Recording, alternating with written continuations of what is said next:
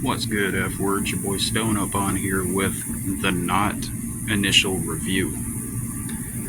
Now, I'm a little nervous doing this because the last time I did an album review, the last couple of times, it didn't go very well for me.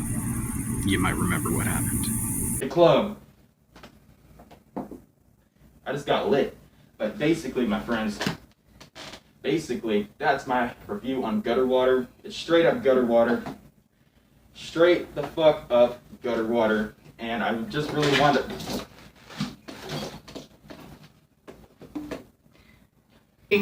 Fuck the fuck off, motherfucker. It's garbage. Straight fucking...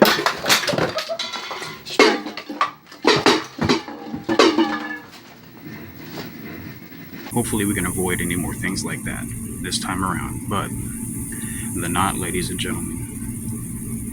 It took me about a month to finally get around to listening to it because I'm going to be perfectly honest, I wasn't looking forward to it, but figured I'd see the second deck played out. My initial thoughts on it, after hearing some of the things people had to say about it, didn't really have much of a concept.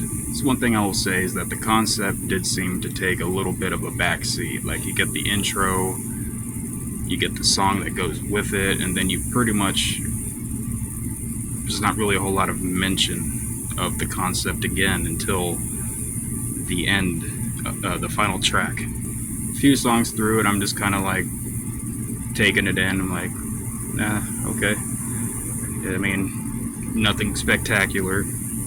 But then once we started getting closer to the halfway point of the album, there started being some pretty good songs that were popping up on there. And I was pleasantly surprised. And then by the time the album was over, I was sitting back, I was like, you know what? That was a pretty good record. Huh? That one was pretty good. I don't know, you guys probably know how I felt about the Yum Yum Flower. We don't talk about that one, okay? We don't talk about the Yum Yum Flower. I actually like the lore of Yum Yum better than the actual Yum Yum Flower. I gotta say, I was pleasantly surprised. There seemed to be a lot of throwbacks. I mean, that's one thing I thought was pretty cool. They dropped little sprinkles of lines and stuff from like all the other Joker cards. Kind of reminded me of like Real Underground Baby type of thing. And there was a few times when I was listening to like certain songs or even certain parts of some songs where I really got that throwback feeling. It's like, wow, that sounds like Violent J from like House of Wax, or that sounds like Violent J from Death Pop. I felt like they went back to the old school, new school, if that makes any sense. Like the beginning of the second deck, I feel like I heard a lot more of that sound than some of the sounds we've been getting as of recently.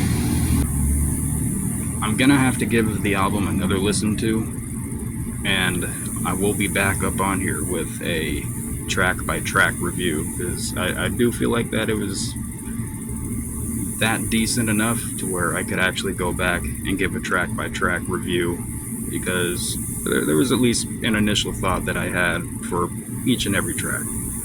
So stay tuned for that.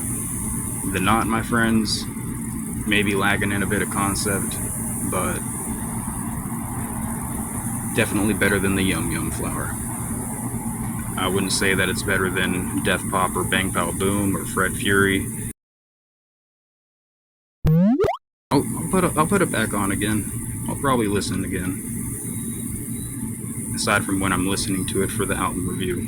But yep, that's my short little review on it. Hit that thumbs up, hit the like button.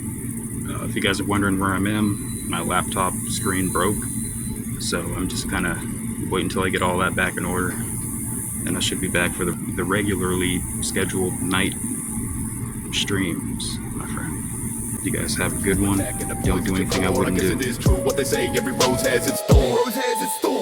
We unbreaded every night, only sleep in the daytime. Get your middle fingers out, on them up like the gang sign.